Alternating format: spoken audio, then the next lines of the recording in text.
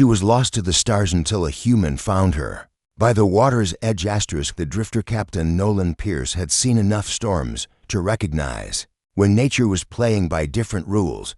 This wasn't the familiar fury of Atlantic hurricanes or the bone-chilling bite of Arctic gales. The tempest that had passed through 3 hours ago defied every meteorological principle he'd learned in his 20 years of deep-sea salvage operations.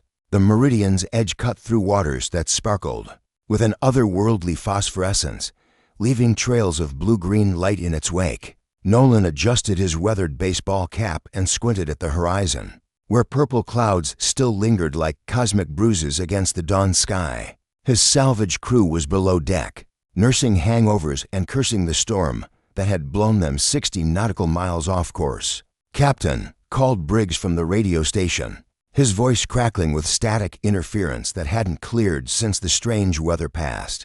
"I'm picking up something weird on the sonar. Metal signature, but it's singing." Nolan frowned, abandoning his coffee to peer at the sonar display. The blip pulsed rhythmically, emitting what looked like sound waves in perfect geometric patterns. 23 years at sea, and he'd never seen anything like it. "Take us closer," he ordered, feeling that familiar tingle of curiosity that had made him rich finding treasure, where others saw only empty ocean. As the Meridian's edge approached the coordinates, Nolan spotted debris floating in the unusually calm waters. Not the typical wreckage of fishing boats or cargo vessels. These fragments gleamed like polished obsidian, their surfaces covered in symbols that seemed to shift and flow like living text. "Jesus Christ," whispered Tommy, the youngest crew member, pointing toward a larger piece of debris. "Captain, there's someone out there." Nolan grabbed his binoculars, heart racing as he focused on the figure clinging to what appeared to be a section of hull unlike anything he'd ever seen. The person, if it was a person, floated motionlessly, their form partially submerged in the phosphorescent water. "Get the rescue boat ready," Nolan barked, already moving toward the stern. "And someone kill that damn radio interference." As they approached in the smaller vessel, Nolan's breath caught in his throat. The figure was humanoid, but clearly not human. Her skin possessed an opalescent quality, shifting between deep blue and silver as light played across her unconscious form. Intricate patterns covered her exposed arms and shoulders, not tattoos, but something that seemed to pulse with its own inner light. She was beautiful in a way that made his chest ache, delicate features framed by hair that moved like liquid starlight even in the still water. But it was her clothing, or what remained of it, that confirmed his suspicions. The material was seamless, appearing to be woven from the same strange metal as the debris, and it hummed with a barely audible frequency that resonated in his bones. "Careful now," Nolan murmured to Tommy as they hauled her into the rescue boat. Her skin was warm to the touch, warmer than it should have been after hours in the ocean, and he could feel a subtle vibration emanating from her body like the purr of some exotic engine. Back aboard the Meridian's edge, Nolan cleared his private cabin and laid her on his bunk. The crew gathered around, their faces a mixture of awe and fear as they stared at their otherworldly passenger. "What do we do, Captain?" asked Briggs. "Call the Coast Guard, the Navy." Nolan studied the unconscious woman, noting the gentle rise and fall of her chest, the way the patterns on her skin seemed to pulse in rhythm with her breathing. Something deep in his gut, the same instinct that had guided him to countless successful salvage operations, told him that involving the authorities would be a mistake. "We help her," he said quietly, "and we keep our mouths shut until we know what we're dealing with." As if responding to his words, her eyes fluttered open, revealing irises like captured nebulae, swirling galaxies of purple and gold that seemed to hold the secrets of distant worlds. First contact, woman's cosmic eyes fixed on Nolan with an intensity that made his knees weak. She sat up slowly, her movements fluid and graceful despite having nearly drowned. When she spoke, her voice carried harmonics that seemed to resonate from multiple sources, creating an almost musical quality that was both beautiful and unsettling. The words were incomprehensible, syllables that flowed together like water over stones. But somehow Nolan understood the emotion behind them: confusion, fear, and something that might have been gratitude. She touched her throat, looking frustrated, then pressed her palm against her temple. Suddenly, images flooded Nolan's mind, not words, but pure concept and feeling. He saw vast ships sailing between stars, felt the terror of something going catastrophically wrong, experienced the sensation of falling through dimensional barriers like tissue paper. The woman's name echoed in his consciousness. Zephyra. Zephyra, he said aloud, and she nodded. Relief washing over her ethereal features, she stood, testing her balance, and Nolan noticed that her feet didn't quite touch the deck. She hovered millimeters above the floor, defying gravity with casual ease. The patterns on her skin brightened as she examined her surroundings, and she gestured toward the porthole with obvious urgency. More images filled his mind. Pursuit. Danger. Something hunting her across the cosmic void. The debris field they'd found wasn't just the remains of her vessel, it was the scene of a battle. Captain. Tommy's voice cracked from the doorway. You need to see this. There's something coming up from the deep. Nolan reluctantly tore his gaze from Zephyra and followed Tommy to the deck. In the distance, bioluminescent trails were rising from the ocean depths, creating spiral patterns that looked distinctly artificial. Whatever was down there was big, and it was coming to the surface. Zephyra appeared beside him with that unsettling silence, her hand finding his arm. Through their strange connection, he felt her terror, understood that these lights represented something she'd been fleeing from. Hunters, enforcers, beings that would stop at nothing to drag her back to face judgment for crimes she insisted she hadn't committed. How fast can this tub move? Nolan asked Briggs, never taking his eyes off the approaching lights. She's no racing yacht, but we can make 15 knots in calm seas. The first creature breached the surface 100 yards away, and Nolan's crew gasped in collective horror. It was serpentine, easily 60 feet long, with bioluminescent organs pulsing along its length in complex patterns. But this wasn't a natural sea creature. Biomechanical components were visible along its flanks, and its movements were too precise, too purposeful. It's a patrol beast. Zephyra's voice whispered directly into his mind, her telepathic abilities apparently strengthening with her recovery. They've found me. 2 more creatures surfaced, forming a triangle around the meridian's edge.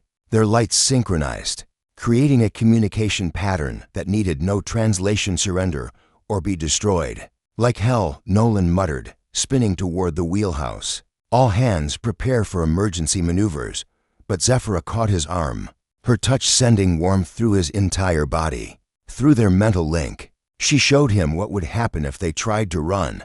The creatures would overtake them within minutes, their biomechanical enhancements allowing speeds no human vessel could match. Then what do you suggest? He asked, aloud, ignoring his crew's startled looks at his apparent conversation with empty air. Zephyra closed her eyes, her skin patterns flaring brilliant white. When she opened them again, her gaze held a determination that made his heart race. Trust me. Her mental voice was soft but steady. And hold on. She stepped to the center of the deck and raised her arms skyward. The patterns on her skin began to pulse in complex sequences, and Nolan felt the air around them charged with electric potential. The creature's bioluminescent displays faltered, confusion disrupting their synchronized hunting pattern. Then Zephyra began to sing. The sound that emerged from her throat was unlike anything Nolan had ever heard. Not quite music, not quite language, but something that spoke directly to the soul. The ocean itself seemed to respond, waves rising in impossible spirals around the ship, creating a barrier of water and light that held the patrol beasts at bay. As her song reached crescendo, reality twisted. The meridian's edge and everything within 100-yard radius simply stepped sideways through space, leaving the confused creatures circling empty water. When the world stopped spinning, they were floating in completely different waters under an alien sky painted with 3 moons. Between worlds transition left Nolan's crew unconscious and his instruments dead. Only he remained aware, protected somehow by his connection to Zephyra, who collapsed to the deck with exhaustion. The 3 moons overhead cast silver light across waters that glowed with their own inner radiance, and in the distance, impossible structures rose from the sea like crystalline flowers. Where are we? Nolan asked, cradling Zephyra's head in his lap as she recovered from the dimensional jump. between. She whispered, both aloud and in his mind. A pocket dimension I discovered during my research. My people don't know it exists. As his crew slowly regained consciousness, Nolan helped Zephyra to her cabin, ignoring their bewildered questions about the changed sky. She needed rest, and he needed answers. "Tell me who you really are," he said once they were alone. "What were you running from?" Through their mental link, she shared her story. Zephyra was a dimensional physicist from the Stellar Concordium, a confederation of worlds spanning 3 galaxies. Her research into interdimensional travel had uncovered something her superiors wanted buried, evidence that their civilization wasn't the first to achieve dimensional mastery, and that their predecessors had vanished under mysterious circumstances. They called it sedition, she explained, her patterns dimming with remembered pain.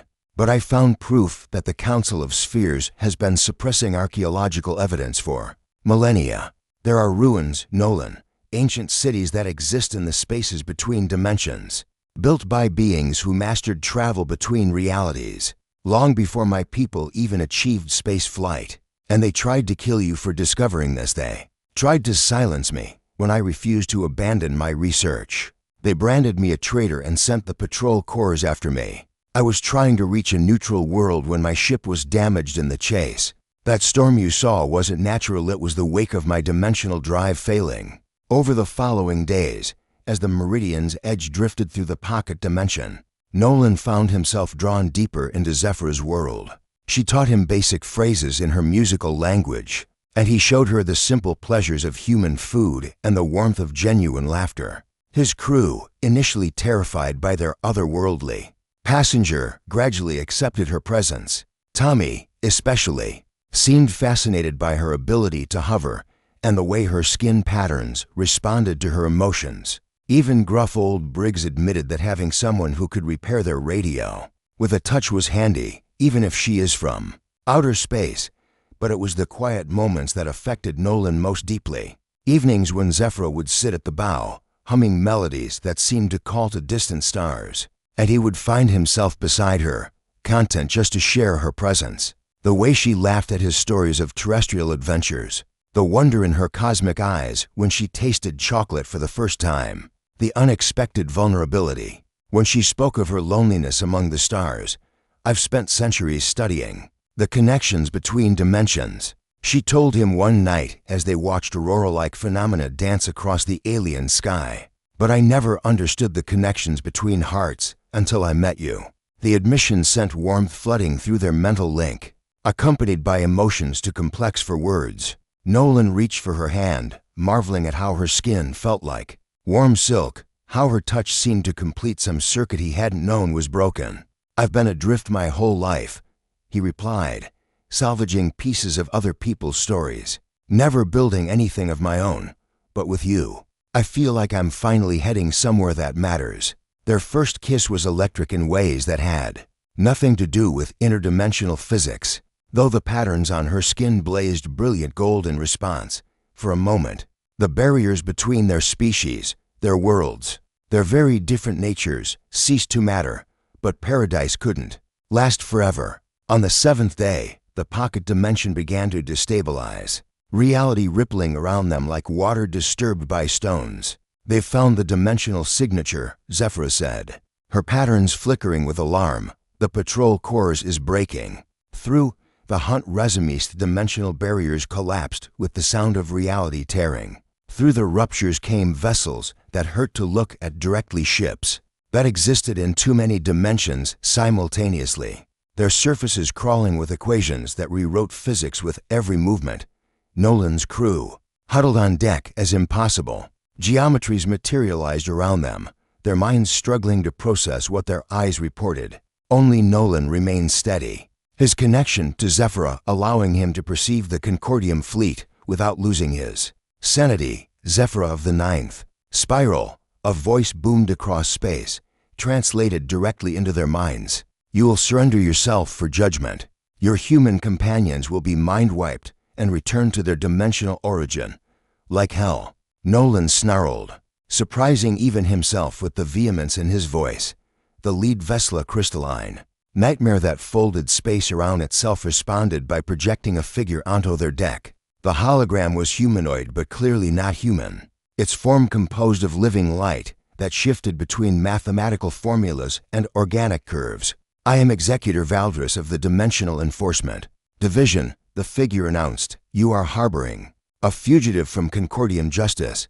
Surrender her, and your ignorance will be forgiven." "She's not a fugitive," Nolan said, stepping protectively in front of Zephyra. "She's a scientist who discovered something you wanted to keep hidden." The Executor's form rippled with what might have been amusement. "Primitive being, you cannot comprehend the forces at play. This female's research threatens the stability of dimensional barriers across 17 galaxy clusters. Her execution is a necessity for the preservation of reality itself." Through their link, Nolan felt Zephyr's fear and determination warring within her. She was preparing to surrender herself to save him and his crew, and he couldn't let that happen. "Show me," he said suddenly. "Show me this evidence she supposedly found." "Nolan, no," Zephyra whispered, but he was already opening his mind to the connection, demanding that she share everything she'd discovered. The revelation hit him like a physical blow. The ancient ruins weren't just archaeological curiosities, they were warnings. The previous dimensional masters hadn't disappeared. They'd been consumed by something that fed on the boundaries between realities. Each time someone opened doorways between dimensions, they weakened the barriers that kept this entity contained. But Zephyra's research had gone further. She'd found a way to strengthen the barriers, to repair the damage done by millennia of interdimensional travel. The Concordium didn't want to suppress her work because it was dangerous. They wanted to suppress it because it would end their ability to expand across dimensions, limiting them to their current territories. "You're not trying to preserve reality," Nolan said, the pieces falling into place. "You're trying to preserve your empire." The Executor's form darkened. "Enough. Prepare for extraction." The Concordium vessels began to converge, their reality-warping fields creating a prison of twisted space around the meridian's edge. But Zephyra stepped forward, her patterns blazing with newfound resolve. "There's something else I didn't tell you," she said, her mental voice filled with desperate hope. "The ancient ruins aren't just warnings, they're tools. The previous masters left behind a network of stabilization nodes, but they need to be activated simultaneously across multiple dimensions. Can you do it? Not alone, but if we can reach the nearest node." She gestured toward a structure visible through the dimensional distortions, a spire of crystalline perfection that seemed to exist in several realities at once. The structure was only 2 miles away, but between them and salvation lay the Concordium fleet and waters that obeyed alien physics. As if reading his thoughts, his crew stepped forward, Tommy with his youthful courage, Briggs with his stubborn loyalty, and the others with the quiet determination of men who'd spent their lives facing impossible odds. "Captain's decision," Briggs said simply. "We've followed you through hell and high water. Reckon we can follow you through a few extra dimensions." Nolan looked at his men, then at Zephyra, whose cosmic eyes held galaxies of hope and fear. The smart play would be to surrender, to accept mind-wipe and return to their simple lives of terrestrial salvage. But some discoveries were worth any risk. "Fire her up, boys," he said, gripping the wheel with white knuckles. "We're going for a ride." Beyond the stars, the Meridian's edge surged forward as Zephyra channeled power into its engines, the old salvage vessel transforming into something that could navigate interdimensional waters. Concordium patrol craft gave chase, their reality warping, weapons tearing holes in space itself. But Nolan's lifetime of navigating treacherous waters served him well even in realms that defied physics. "Left 15 degrees, Zephyra called out, her patterns blazing as she guided them through dimensional currents. "There's a stability pocket ahead." The crystalline spire loomed larger, its surface covered in the same flowing symbols that decorated Zephyra's skin. As they approached, Nolan could see that the structure was vast. What had appeared to be a simple tower was actually the tip of a massive complex that extended through multiple dimensional layers. "How do we activate it?" he shouted over the roar of energies that human ears were never meant to hear. "Physical contact with the control matrix," Zephyra replied. but the node will only respond to someone who's been touched by dimensional energy, someone like me. Or, she looked at him with sudden understanding. Their connection hadn't just been telepathic, it had been transformative. Weeks of mental linking had altered his neural patterns, making him sensitive to the same interdimensional forces that powered her people's technology. Or someone like you now, she finished. They reached the spire's base as Executor Valdris's flagship materialized. Directly above them, its weapons charging with the light of dying stars, Nolan and Zephyr leaped from the Meridian's edge onto the crystal platform, leaving his crew to fend off the smaller patrol craft with weapons that were laughably primitive, but operated on dimensional frequencies the Concordium couldn't predict. The control matrix was a sphere of pure crystallized possibility, its surface showing glimpses of every reality that had ever existed or could exist. When Nolan placed his hands on it alongside Zephyr, the universe exploded into meaning. He saw everything: the network of ancient safeguards spanning countless dimensions, the entity that fed on reality's wounds, the delicate balance that kept existence itself from unraveling. But more than that, he saw the love that had grown between them, transcending species and dimensions to become something that would reshape both their destinies. Together, they activated the network. Power flowed through dimensional pathways that had been dormant for eons, reaching out to touch every stabilization node across the multiverse. The barriers between realities strengthened, the wounds began to heal, and the thing that hungered in the spaces between dimensions retreated with a scream. That shattered mathematics. The Concordium fleet, caught in the stabilization wave, found their interdimensional drives failing. Their empire, built on the exploitation of dimensional weakness, crumbled in moments as their ability to travel between realities simply stopped. "It's over," Zephyr breathed, her patterns now showing colors Nolan had never seen before, hues that existed only in stabilized reality. But their victory came with a price. The dimensional stabilization had sealed most pathways between realities, meaning Zephyr could never return to her people, and Nolan could never return to Earth, at least not the Earth he'd known. They were stranded in a pocket dimension that was slowly merging with baseline reality, creating something entirely new. "I'm sorry," she said, tears that sparkled like liquid starlight flowing down her cheeks. "I've trapped you between worlds." Nolan wiped away her tears with gentle fingers, marveling at how natural the gesture felt.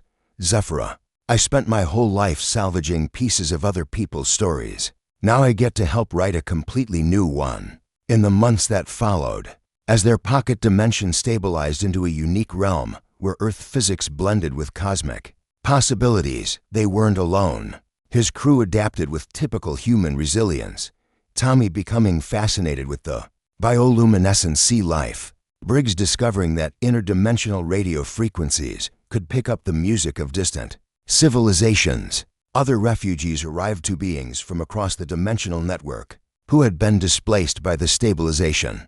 Scientists and explorers and dreamers who found in their small realm a place where different species could build something together. Years later, as Nolan stood on the shore of their impossible ocean, watching children who were part human and part starlight play in waters that glowed with alien phosphorescence, he felt Zephyr's presence before her arms slipped around his waist from behind. "Any regrets?" she asked, her voice carrying harmonics of all the languages their children spoke.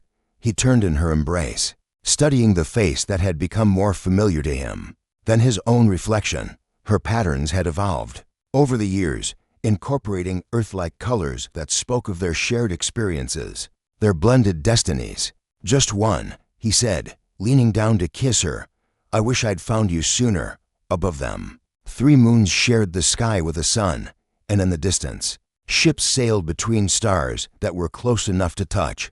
Their world was impossible by any rational standard, but it was theirs, built from love and sacrifice and the radical belief that some connections transcend the boundaries of space and time. She had been lost to the stars until a human found her by the water's edge. Now they were found together, creating new constellations in the space between worlds, writing love stories in languages that had never existed before their lips learned to speak them. The universe was vast and strange and full of wonders, but none so precious as the simple miracle of two beings from different realities, choosing to build their own world together, one impossible day at a time.